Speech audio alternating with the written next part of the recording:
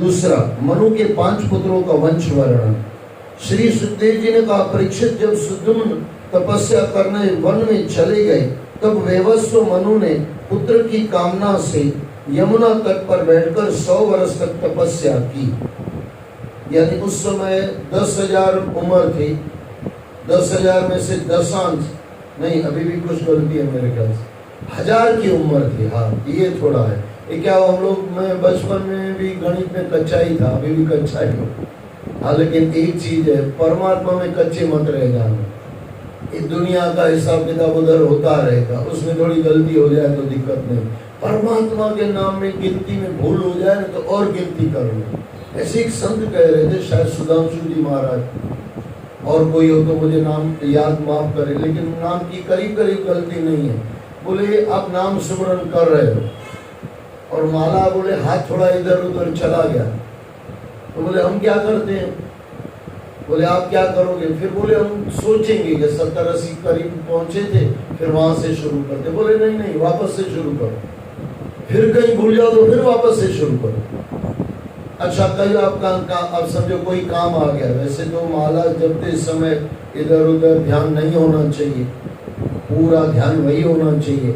राम नाम लिखते समय पूरा ध्यान वही होना चाहिए। और समझो कोई संसार का काम आ गया और आंख इधर उधर चली गई, हाथ इधर उधर चला गया। अब लिखने में तो पता भी चलेगा कि यहाँ तक लिखा है, लेकिन जब वो 108 की माला है तो पता भी नहीं चलता है कि माला कहाँ थी। तो संत महात्मा कहते हैं वापस ले लो, भूल हो गई वापस ले लो। अच्छा, भूल हो गई तो फायदा हो गया ना।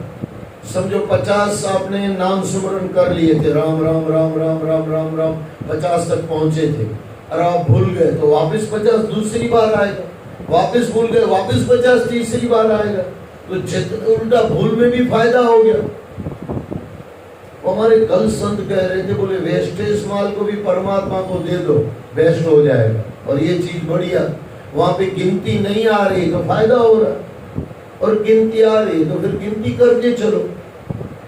तो ये 100 वर्ष की तपस्या की, तब उन्होंने श्री हरि की कृपा से अपने ही समान बल वाले 10 पुत्रों की प्राप्ति हुई। उनमें से इक्ष्वाकु सबसे बड़े थे, वे सूर्य के उपासक थे, उनसे सूर्य वंश चला। अच्छा, ये 100 में थोड़ा मैं जो अटक रहा था ना, तो कई हजार वर्ष भी संतों ने तपस्या की है। अब पुराण उठा के देख लो, विश्वामित्र जी महाराज 60,000 वर्ष तपस्या की। 60,000 वर्ष, यानी जिंदगी का 60 भाग परमात्मा को समर्पित कर दिया। 40 वर्ष अपनी जिंदगी के लिए जिए, बाकी 60 वर्ष परमात्मा के नाम से कर दिया। 60 वर्ष यानी 100 के हिसाब से 60, और उसमें 60,000 वर्ष। ये थोड़ा समझ, 1 लाख उम्र थी तब 60 वर्ष, 60,000 वर्ष परमात्मा को दे दिया। यानी जिंदगी का आधे से ज्यादा परमात्मा को समर्पित कर दिया। हमारा तो इतना होता है, हमारा तो 1% भी नहीं होता है। 24 घंटे में 1% मान लो तो समझो 1 घंटा मान लो, 1% 24% मान लो, जो समझो चौथा भाग की जिंदगी का परमात्मा को नहीं जा रहा। दशांश तो बहुत दूर हो गया, दशांश कर ले तो आनंद आ जाए। थोड़ा गिनती करके देखना, आप कभी 5% से शुरुआत करो। जिंदगी का 24 घंटे आता है, 2 घंटे 40 मिनट। ये मुझे कभी बैठ के हिसाब किताब करना पड़ेगा, तब इसको बराबर मैं बता पाऊंगा। 2 घंटे 40 मिनट। शुरुआत ये करो, 1 घंटे 20 मिनट रोज परमात्मा से शुरुआत करो। फिर आप लिखने से शुरुआत कर सकते हो, बहुत बढ़िया। 1 घंटा लिखना और 20 मिनट किसी गरीब को जाके मदद करके आओ। फिर देखो हमारा जीवन कैसे चले। फिर जैसे जैसे आपको उसका फायदा मिलता जाए, और फायदा मिलता ही है भाई, 100% मिलता है। परमात्मा के नाम का दिया हुआ इतना भी कभी अपना परमात्मा आपका हमारा कुछ रखता ही नहीं है। उसको अपना ही इतना है, हमारा क्या रखेगा। आपने सुना है ना, तुम 1 पैसा दोगे वो 10 लाख देगा। तो तुम 1 मिनट परमात्मा को दोगे तो वो क्या कोई वो कुछ नहीं देगा, उसमें से भी बहुत कुछ मिलेगा। मिलता है, विश्वास हो जाए तो सब मिलता है। मनुपुत्रों में एक पुत्र का नाम कुशद्र था। गुरु वशिष्ठ जी ने उसे गायों की रक्षा में नियुक्त कर रखा था। एक दिन रात में तेज वर्षा हो रही थी। कुशद्र वीरासन मुद्रा में गायों की रखवाली कर रहा था। तभी गायों के झुंड में एक भाग घुस आया। गौएं उससे डरकर उठ खड़ी हुई और रंभाने लगी। वे अपनी जान बचाने के लिए गौशाला में इधर उधर भागने लगी। वाघ ने झपट कर एक गाय को पकड़ लिया। वह अत्यंत भयभीत होकर चिल्लाने लगी। उसका क्रंद सुनकर, यानी उसका जो रो रही थी उसका आवाज सुनकर कुशद्र हाथ में तलवार लेकर उसकी ओर दौड़ा। रात के घन अंधकार में वह ठीक से देख नहीं पा रहा था। उसने वाघ को मारने के लिए तेजी से तलवार चलाई। तलवार के वार से गाय की गर्दन और वाघ का कान कट गया। वाघ वहां से भाग गया। प्रातःकाल होने पर कुशद्र ने देखा कि उसने गाय को मार डाला है। इससे उसे बड़ा दुख हुआ। यद्यपि उसने यह कर्म जानबूझकर नहीं किया था, फिर भी कुल पुरोहित वशिष्ठ जी ने उसे शूद्र हो जाने का श्राप दे दिया। अभी देखो, कई बार आपको लगेगा कि ये संतो महात्मा ने इतना बढ़िया दिए, उसका कठिन उनको श्राप दे दिया। लेकिन एक चीज है, आप कभी भी देख लो, कहीं भी मैंने देखा है इस कहानी का। मुझे यहाँ पे नीचे अभी मैंने बाद में जाएंगे, देखेंगे तब क्या होता है। लेकिन किसी को भी समझो श्राप मिला है ना, उसको परमात्मा जरूर मिला है। कोई भी कहानी उठा के देख लो, किसी को भी समझो किसी ने गलती कर दी। अब आपको लगेगा वो कोई संत था, उनको 12 बरस का मिला कि भाई 12 बरस को ये तुम राक्षस रहोगे। लेकिन उसमें एक चीज है, उन्होंने झुककर गुरुओं से माफी मांग ली। गुरु ने कहा बेटे ठीक है, तू 12 बरस के बाद तुझे परमात्मा आएगा, कृष्ण तुझे छुड़ाएगा, राम तुझे छुड़ाएगा, ये भगवान आके तुझे छुड़ाएंगे, या ये संत आके तुझे छुड़ाएंगे। यानी अगर ऐसे देखने जाओ ना, दंड में से भी परमात्मा की प्राप्ति हो जाती थी। 12 बरस की कठिन तपस्या हो गई, यहाँ पे दंड दिया गया, उसके बाद उसको गारंटी से परमात्मा का लाभ होगा ही होगा। यही चीजें हैं। तो गुरु तो उल्टा कृपा ही करते हैं, ये सीधी समझने वाली बात है। कुशद्र ने उस श्राप को स्वीकार किया और सदैव के लिए नैष्ठिक ब्रह्मचर्य व्रत को धारण कर लिया। देखो, ये नैष्ठिक ब्रह्मचर्य हो गया, सीधा परमात्मा से मिलन हो गया। थोड़ा ये समझना, कई लोग मुझे कहते हैं इतना दुख आ जाता है। बीच में हमारे मामा की बहू थी, वो कैंसर में चली गई। तो मुझे कोई बोल रहा था कि भाई ये दुख नहीं है। बोला, अगर उस माता को डॉक्टरों ने जब बोला था कि 3 महीना आपके पास है, ये 3 महीना पूरा परमात्मा में लगा सकता है कि नहीं इंसान? तो ये दुख भी परमात्मा से मिलाप का रास्ता बन सकता है कि नहीं? हर दुख के रास्ते को आप परमात्मा से मिला सकते हो, मंजिल परमात्मा हो सकता है। अच्छा, आपको और हमको क्या होता है पता है? आप भरोसा तो हमारा भी नहीं है, लेकिन ऐसा इतना जल्दी लगता नहीं है कि कल परसों मर जाएंगे।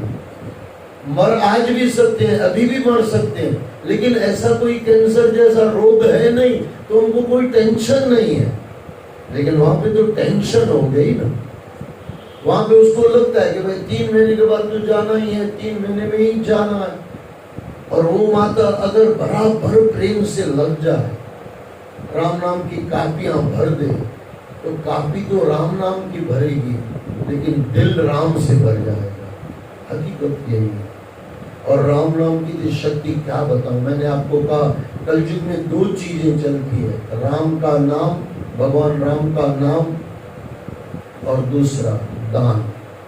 दोनों एक ही आता है, दानम एकम कलयुग। कलयुग में दान से आप इंसान कर सकता है, और कलयुग में नाम से इंसान कर सकता है। और नाम और दान दोनों आ जाए, फिर तो क्या बात है। परमात्मा ने दिया है तो कुछ परमात्मा के नाम का दिया करो, और जो परमात्मा के नाम का देते हैं ना तो कभी खाली नहीं होते। हमारे कबीर साहब ने कहा है, दान किए गन्ना फुटे कह गए दास कबीर। अभी ये अगर इसका मुझसे अर्थ निकालो ना, कबीर साहब गारंटी दे रहे हैं कि आप दान करो, आपका पैसा कभी कम नहीं होगा। देने वाले की कभी जेब खाली नहीं होती और लेने वाले की कभी जेब भरती नहीं है। सीधी सी बात, लेने वाले की जेब भरती नहीं है और देने वाले की जेब कभी खाली नहीं होती, ये पक्का है।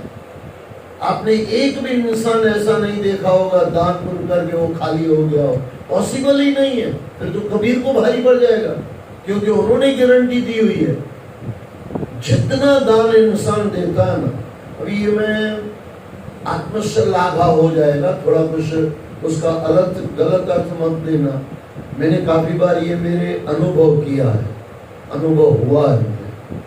कुछ 1 रुपया दिया ना, परमात्मा ने पेट भर के दिया। अच्छा, तो संत महात्मा तो कहते हैं एक काम करो ना, मुट्ठी बंद करके दे दो, देखो हिम्मत क्या दिया। अगर आपने ऐसे करके दे दिया ना, परमात्मा भी ऐसे करके दे देगा। आपकी और मेरी मुट्ठी कितनी होगी भाई, और परमात्मा की तो क्या मुट्ठी होगी भाई। परमात्मा के नाम, परमात्मा तो ऐसे अगर दे दिया तो क्या बात। इंसान के देने की एक लिमिटेशन है, एक इतना हाथ है, कितना उसमें आएगा, लेकिन परमात्मा के हाथ में इतना आएगा, आपका जी भर जाएगा, आपकी जिंदगी भर जाएगी। जिंदगी में अगर आनंद पाना है ना, तो आनंद दो, उसकी एक बूंद से सब कुछ मिल जाता है। दुख देने से दुख आता है, सुख देने से सुख आता है, आनंद देने से आनंद आता है। जो दिया है वो बीज बन के उसका पेड़ वापस हमारे पास ही आता है। हमारे कर्मों का फल हमको ही भोगना है। फिर जो भी कर्म है, अच्छे हैं तो उसका फल अच्छा है, और बुरे हैं तो उसका फल बुरा है। शूद्र ने उस श्राप को स्वीकार किया और सदैव के लिए नैष्ठिक ब्रह्मचर्य व्रत को धारण कर लिया। वह अनन्य भक्ति भाव से भगवान वासुदेव की भक्ति करने लगा। उसने अपनी इंद्रियों और मन को वश में कर लिया। उसे जो कुछ भी प्राप्त हो जाता वह उसी से अपना जीवन यापन करने लगा। उसका चित्त सदैव भगवान में लगा रहने लगा। एक दिन वह वन में गया, वहां दावानल भड़का हुआ था। उसने अपने आप को उस अग्नि में भस्म कर दिया और परमात्मा को प्राप्त हो गया। देखो आगे, जिसको भी श्राप मिला है, करीब करीब मेरे पास एक भी इतिहास ऐसा मैंने नहीं देखा है जिसको श्राप दिया गया और उसको परमात्मा न मिला हो। मैंने कोई कहानी ऐसी नहीं पढ़ी। और यहाँ पे भी देखो, वो दावानल में जल गया, वो जल गया, लेकिन आत्मा परमात्मा से मिल गई, परम तत्व प्राप्ति हो गई। ये पक्का है। गलती हो गई, ऐसे कहा जाता है, गलती अगर रुलाती है तो राहें भी दिखाती है। गलती अगर पता चल जाए और इंसान परमात्मा के चरणों में माफी मांग ले, बाबा हाँ मैं गलत, मुझे सुधारो, एक बार दिल की गहराई से अगर निकल जाए कि बाबा जी मुझे सुधारो, हो गया सुधार।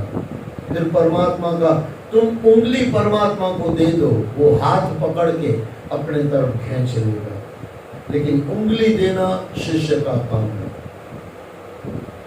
परमात्मा को प्राप्त हो गया। मैं फिर दोहरा दूं, एक भी श्राप मैंने ऐसा नहीं देखा है जिसके बाद उसको परमात्मा की प्राप्ति नहीं हुई। होती है 100%।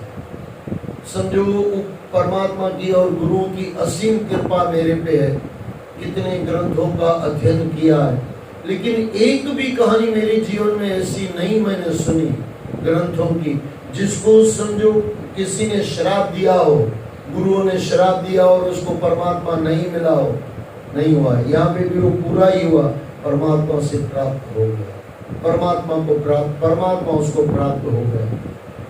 मनु का सबसे छोटा पुत्र कवि था। विषय वासना से वह दूर रहता था। वह राज्य छोड़कर अपने बंधुओं के साथ वन में चला गया और किशोरा अवस्था में ही भगवान को प्रिय हो गया। मनु का एक पुत्र करुष था। थोड़ा मुझे यहाँ पे कहना है, कई लोग कहते हैं कि हम जो करते हैं ना उसमें शांति आनंद, अब देखो मैंने आपको कहा नाम सुमरन से सब कुछ मिल जाता है, दान से भी, दोनों चीजें दोनों साथ में चलनी चाहिए। दान करने से आपका पैसा शुद्ध होता है और नाम लिखने से आपका मन शुद्ध होता है, और दोनों चीजें जैसे जैसे शुद्ध होती जाती है। तीसरा यहाँ पे एक चीज यहाँ पे कही गई, वासना। हम क्या करते हैं, पुण्य के हिसाब से चलते रहते हैं। एक तरह से हम सुगम जीवन में ला रहे हैं और दूसरी तरह से वासना भरते जाते हैं, यानी गटर भी भरते जाते हैं और फूलों को भी भरते जाते हैं। ये नहीं होना चाहिए। यानी जीवन में ये है कि जितना वासनाओं से दूर रहेंगे ना, वासना यानी मुझे कुछ चाहिए, मुझे छोड़ के और कुछ चाहिए, वो वासना है। वासना खाली इतना ही मत लो, बहुत कुछ वासनाएं होती है। चाह गई चिंता मिटी मरवा बेपरवाह, जिसको कुछ न चाहिए, जिसको खुद के सिवाय कुछ न चाहिए। शाम के शाम खुद यानी अभिमान भी निकल जाए। मैंने काफी बार आपको कहा, खुद ही मिटाओ खुद में आओ, खुदा मिल जाएगा। खुद ही मिटाओ, खुद यानी अभिमान, खुद ही मिटाओ खुद में आओ, खुदा मिल जाएगा। सरल है। मैं देखो जिस अर्थ में मैं कह रहा हूं वो अर्थ लेना। परमात्मा को पाना सरल है, संसार को छोड़ना कठिन है, इसके लिए परमात्मा को पाना कठिन लग रहा है। अष्टावक्र गीता है, कभी मौका मिले तो सुनना। अष्टावक्र महाराज ने क्या ज्ञान दिया है राजा जनक को, क्या क्या गजब का ज्ञान। अष्टावक्र गीता है, कभी मौका मिले तो उसके 2-4 श्लोक भी पढ़ लेना, आनंद आ जाएगा आपको। अष्टावक्र ने राजा जनक को कहा है, देखो कई संत कहते हैं यहाँ संसार छोड़ो, यहाँ परमात्मा पालो, लेकिन अष्टावक्र महाराज ने मस्त कहा, उसका अर्थ ये निकलता है, बोले यहाँ परमात्मा छोड़ो, अरे यहाँ संसार छोड़ो, यही परमात्मा पालो। बोले उधर जाने की जरूरत ही नहीं है, इधर संसार वासना छूटे वहां परमात्मा मिला। कठिन है वासना छोड़ना, परमात्मा पाना कठिन नहीं है। कठिन इसके लिए लग रहा है क्योंकि एक संसार हम छोड़ते नहीं है, इसके लिए परमात्मा कठिन लग रहा है। अब मैं बोलूं रामनगर जाना बहुत कठिन है, बहुत कठिन है, कुछ कठिन नहीं है। यहाँ मैं गद्दी छोड़ के सीट पे बैठूं, गाड़ी चालू करूं, आधे घंटे में मैं रामनगर पहुंच जाऊंगा। लेकिन बोलूं मैं नहीं, यहाँ से उठना नहीं है, फिर तो रामनगर बहुत कठिन है, बन जाने में बहुत तकलीफ हो जाएगी, क्योंकि मैं यहाँ से चल नहीं रहा हूँ। यहाँ से एक बार चल पड़े, यानी संसार से थोड़ा चल पड़े, परमात्मा तरफ चल पड़े। और 2 रास्ते जो संतों ने बताए हैं वह मैं आपको बता रहा हूँ, एक नाम में और एक दान में। इंसान लग जाए सब कुछ मिल जाता है। दान और नाम जो हम नहीं सोचते हैं ना, वो सब दे देता है। हमारे मुरारी बाबू का मैं आपको अनुभव बता रहा हूँ। बोले शुरुआती दिनों में मुरारी बाबू कहते थे, बोले हम 10% दान करते थे, जितना भी समझो उनको मिलता था 10% दान देते थे। फिर बोले मुरारी बाबू ने बोले ज्यादा आने लगा, दान किए धन ना फुटे, कहे गए दास कभी, बोले ज्यादा आने लगा। तो बोले मैंने 20% दान कर दिया। ये हमारे मुरारी बाबू बोलते हैं। क्या मस्त, ये हमारे गुजरात में ना बड़ी मस्त मस्त संत है, क्या नाम है। वैसे तो हर संत की अपनी अपनी आनंद रहता है, हर संत में कुछ निरालापन है, और परमात्मा को परम तत्व पर चलने का कुछ निराला ही अंदाज होता है। सबका अंदाज अपना अपना है, सबकी अपनी अपनी मस्ती है, सबकी अपनी अपनी गाड़ियां हैं, सबके अपने अपने रास्ते हैं, लेकिन मंजिल परमात्मा ही है, मंजिल एक ही है, एक ओंकार सतनाम। तो मुरारी बाबू कहते, बोले 20% दान कर दिया, 80 रुपया रखते थे। फिर बोले और बढ़ने लगा, बोले इतना मैं क्या करूंगा, तो 30% दान कर दिया। बोले पैसा भी और बढ़ता गया, बोले 40% कर दिया। अंत में कहते हैं बोले 90% दान कर दिया और 10% लेता था। फिर भी बोले इतना आने लगा, बोले अभी तो कभी कभार कुछ काम के लिए कुछ ले लिया तो ले लिया, बाकी तो बोले हम लेते ही नहीं है। जो आता है इधर से आता है उधर चला जाता है, पता नहीं कहां से आता है पता नहीं कहां चला जाता है। ये हो सकता है। मुरारी बापू जैसे इतने बड़े संत अगर कह रहे हैं तो उनका अनुभव कह रहे हैं, तो हमारे जीवन में भी हो सकता है। एक बार हो जाए ना, एक बार नदी में झंप मार लेना, फिर तो तैरने का जो मजा आता है तो मजा ही कुछ अलग है। लेकिन विश्वास परमात्मा के नाम का हो जाए और श्रद्धा परमात्मा के नाम में हो जाए। मनु का सबसे छोटा पुत्र कवि था, विषय वासना, इसके लिए मैं इसको वापस पढ़ रहा हूँ। विषय, विषय यानी कुछ भी चाहिए आपको, ये विषय सब्जेक्ट। विषय वासना से वह दूर रहता था। वह राज्य छोड़कर अपने बंधुओं के साथ वन में चला गया और किशोर अवस्था में ही भगवान को प्रिय हो गया। मनु का एक पुत्र करुष था। वह अत्यंत मेधावी, ब्राह्मण भक्त, धर्म प्रेमी और उत्तरापथ का रक्षक था। दुष्ट का पुत्र दाष्ट्र क्षत्रिय था, परंतु बाद में वह ब्राह्मण बन गया। नृग का पुत्र सुमति और उसका पुत्र बुद्ध ज्योति था। बुद्ध ज्योति का पुत्र वसु था। वसु का पुत्र प्रतीक का पुत्र ओधवान का पुत्र भी ओधवान था। उसको उद्वती नाम की एक कन्या भी हुई थी। उसका विवाह सुदर्शन से हुआ था। देखो, कृष्ण भगवान के पास आता है सुदर्शन चक्र। इस सुदर्शन चक्र क्या है? सु यानी अच्छा, दर्शन यानी देखना। अगर अच्छा देखना हो जाए ना तो सुदर्शन हमारी भी रक्षा कर सकता है। जैसे कृष्ण भगवान के पास सुदर्शन चक्र है, पर उसी का उन्हीं का सुदर्शन चक्र हमारी भी रक्षा कर सकता है। अम्बरीश महाराज थे, सुदर्शन चक्र ने बचाया था, आपको उनकी कहानी पता हो, बराबर ना? और कितना दौड़ाया था नारद मुनि थे, कौन थे कोई? हाँ दुर्वासा ऋषि, हाँ माफ करना दुर्वासा, हाँ पूरा 1 बरस, पूरी 11 दूसरी 11 जब तक नहीं आती तब तक दौड़ाया था। लेकिन वो दुर्वासा ऋषि ने कहा, बोले बाबा इसने बहुत दौड़ाया मुझे। बोले बेटे मारा नहीं है, अक्ल देने के लिए तुझे दौड़ाया है। इस सुदर्शन को काटने में देर थोड़ी लगती है, लेकिन तू भी मेरा प्यारा भक्त है और भक्त को भक्त हैरान कर रहा था, इसके लिए तुझे ये दौड़ाया है। पूरी कहानी है, कितनी बढ़िया कहानी है सुदर्शन। लेकिन सुदर्शन यानी अच्छा देखना आ जाए संसार में। संत न होते जगत में तो चल जाता संसार। बुरे लोगों में से भी कोई संत निकल के आ जाए, उस तरफ हमारा ध्यान हो गया सुदर्शन। लेकिन हमारा तो दर्शन ही गलत है, दर्शन ही खोटे हैं, इसके लिए सुदर्शन हमारी रक्षा करता नहीं। दुर्वासा ऋषि से अगर कितना बड़ा उनका तप दुर्वासा ऋषि का भी, लेकिन अम्बरीश सुदर्शन थे, यानी अच्छा देखने वाले थे, परम तत्व तरफ चलने वाले थे। दुर्वासा को भागना पड़ा वहां से।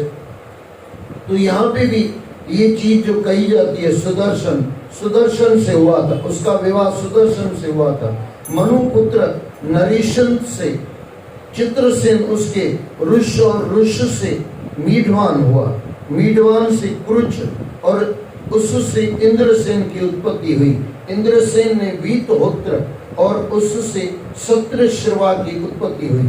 सत्रश्रवा से पुरुश्रवा और उससे देवदत्त का जन्म हुआ।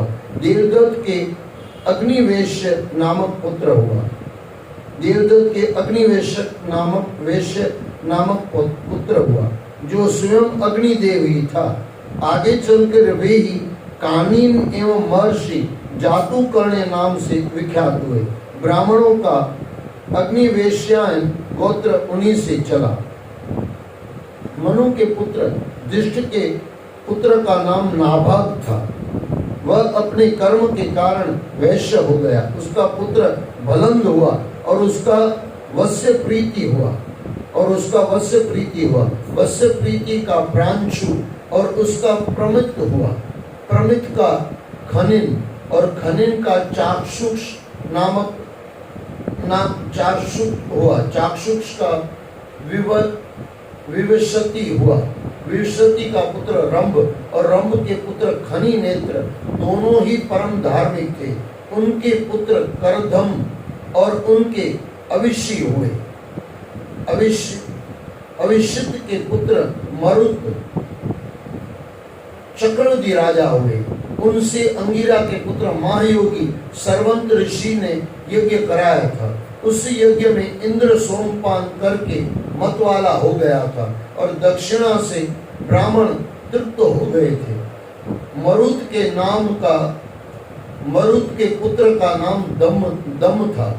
दम का पुत्र राज्यवर्धन और उससे सुकृति का जन्म हुआ। सुकृति का पुत्र नर था। नर से केवल और केवल में बंधुमान का जन्म हुआ। बंधुमान से वेगवान, उनसे बंधु से राजा तृणबिंदु का जन्म हुआ।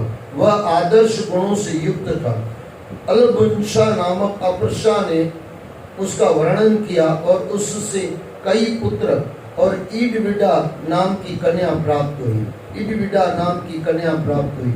मुनिवर विशर्वा ने ईडविडा से विवाह करके उसके गर्भ से लोकपाल कुबेर को जन्म दिया।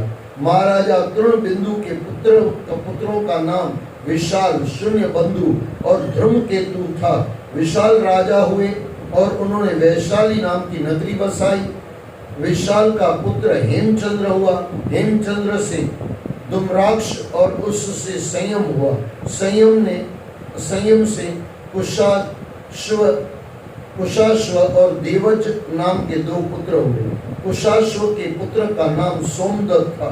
उससे अश्वमेध यज्ञ करके यज्ञपति भगवान की आराधना की थी और उत्तम गति प्राप्त की थी। सोमदत्त का पुत्र हुआ सुमति और सुमति का पुत्र हुआ जन्मेजय। ये सभी तृणबिंदु की कीर्ति को बढ़ाने वाले राजा थे। बोलो श्री कृष्ण भगवान की जय। अध्याय दूसरा समाप्त हुआ। हरे कृष्ण कृष्ण कृष्ण हरि हरि, हरे राम राम राम हरे।